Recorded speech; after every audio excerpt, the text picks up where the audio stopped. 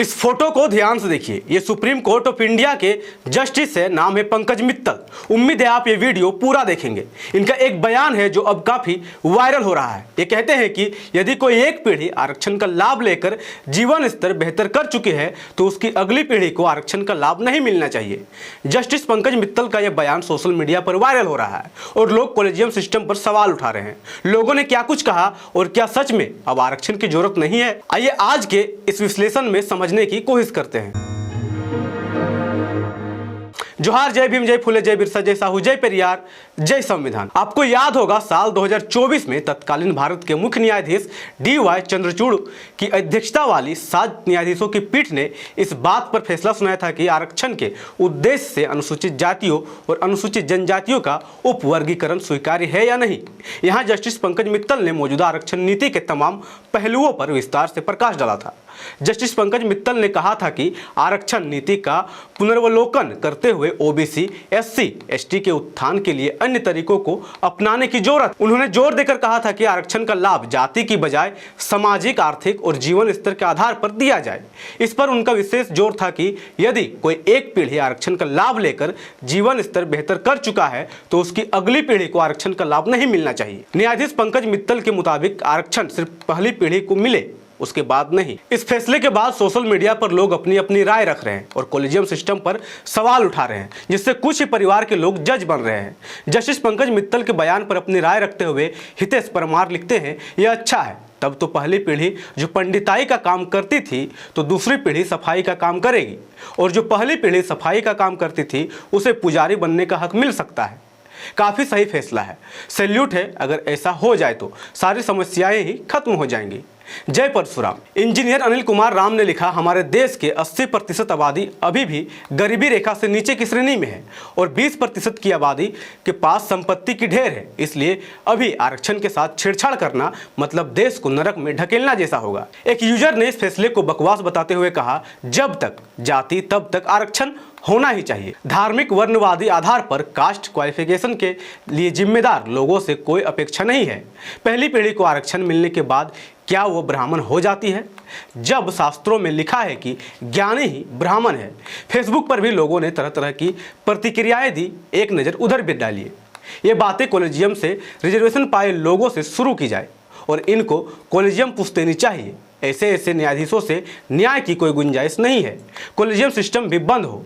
किसी ने लिखा, बहुत सुंदर, आरक्षण सिर्फ एक पीढ़ी को मिले, पर यहाँ तो कुछ ही परिवार के लोग कॉलेजियम सिस्टम से जज बनते जा रहे हैं, लेटरल एंट्री से अफसर बन रहे हैं। वो क्यों नहीं छोड़ रहे सदियों से चले आ रहे आरक्षण को।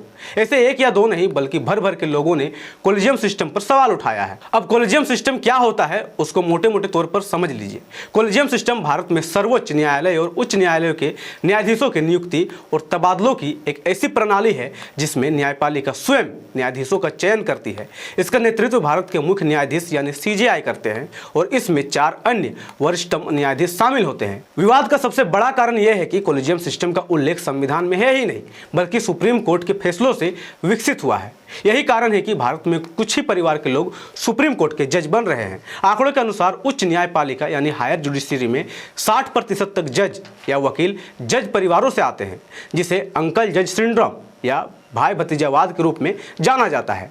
राष्ट्रीय लोक समता पार्टी के नेता उपेंद्र कुशवाहा ने एक बार कहा था कि आज़ादी के बाद से आज तक करीब 250 से 300 घराने हैं जिनके लोग ही हाई कोर्ट और सुप्रीम कोर्ट में जज बनते रहे हैं और अब भी उन्हीं के परिवार के लोग जज बन रहे हैं। सामान्य लोगों के लिए दरवाजा बंद है, इस दरवाजे को खोलना होगा। यानी भारत में 250 से 300 परिवार के लोगों का ही उच्च न्यायपालिका में वर्चस्व बना हुआ है और यही परिवारों में से एक है जस्टिस पंकज मित्तल का परिवार। Justice Pankaj Mittal supreme court के न्यायाधीश बनने से पहले राजस्थान हाईकोर्ट का 40वां मुख्य न्यायाधीश बनाया गया था। जस्टिस पंकज मित्तल के पिता नरेंद्र नाथ मित्तल भी हाईकोर्ट में जज रह चुके हैं। मेरठ कॉलेज में BNM हॉस्टल का नाम भी जस्टिस पंकज मित्तल के दादा ब्रजनाथ मित्तल के नाम पर रखा गया है। फिलहाल पंकज मित्तल के बेटे विनायक मित्तल भी इलाहाबाद हाई कोर्ट में प्रैक्टिस कर रहे हैं और इसकी पूरी आशा है कि आने वाले 10 से 20 साल में कॉलेजियम सिस्टम से वे भी उच्च न्यायपालिका के किसी कोर्ट के जज बन जाएंगे। अब आप ही सोचिए, ना कोई परीक्षा, ना कोई इंटरव्यू, ना ही कोई मेरिट, उस कॉलेजियम सिस्टम से बने जज जिस कॉलेजियम सिस्टम का संविधान में उल्लेख तक नहीं है, क्या यह न्यायपालिका को प्रभावित नहीं कर रहा है? यही सवाल आज मूल निवासी बहुजन समाज पूछ रहा है। अब बात करते हैं आरक्षण पर। उससे पहले जान लीजिए कि संविधान में आरक्षण का आधार क्या है। भारतीय संविधान में आरक्षण का मुख्य आधार सामाजिक और शैक्षणिक पिछड़ापन है, जिसे अनुच्छेद 15 और 16 के तहत मान्यता दी गई है। इसका उद्देश्य ऐतिहासिक अन्याय को ठीक करना और पिछड़े वर्गों को सरकारी नौकरियों व शिक्षा में समानता प्रदान करना है। लेकिन कॉलेजियम सिस्टम से बने इन्हीं जजों ने हाल के वर्षों में आर्थिक आधार पर 10% ईडब्ल्यूएस आरक्षण को जोड़ा है, जो संवैधानिक रूप से आरक्षण का आधार नहीं था। मतलब आरक्षण का जो आधार संविधान में था ही नहीं, उसको जोड़कर 10% आरक्षण दिया जाता है। लेकिन संवैधानिक रूप से पिछड़ों को मिले आरक्षण से इनके पेट में दर्द होना शुरू हो जाता है। पिछड़ों के आरक्षण का विरोध करने वालों का तर्क है कि अगर पिछड़े समाज का कोई व्यक्ति बड़ा अधिकारी, किसी राज्य का मुख्यमंत्री, देश का प्रधानमंत्री या राष्ट्रपति बन जाता है तो उनके बच्चों को आरक्षण नहीं मिलना चाहिए। इस चीज को समझने के लिए आपको आरक्षण के आधार को समझना होगा, जो संवैधानिक है। हमने देखा कि आरक्षण का आधार सामाजिक और शैक्षणिक पिछड़ापन है।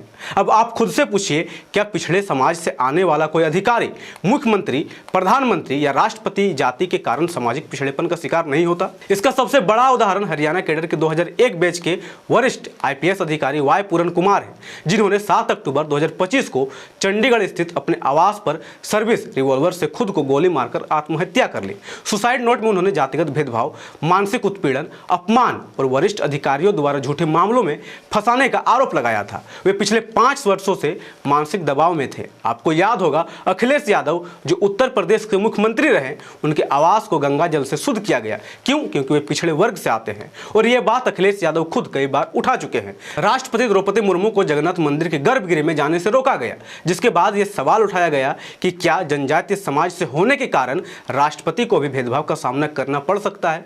यही नहीं, साल 2018 में राष्ट्रपति रहते हुए रामनाथ कोविंद जब अपनी पत्नी के साथ ओडिशा के पुरी जगन्नाथ मंदिर गए थे, तब भी उनको सामाजिक पिछड़ेपन का शिकार होना पड़ा। आरोप है कि गर्भगृह के रास्ते पर कुछ सेवादारों ने उनका रास्ता रोका था और कुछ ने तो उनकी पत्नी के साथ धक्का मुक्की भी की थी।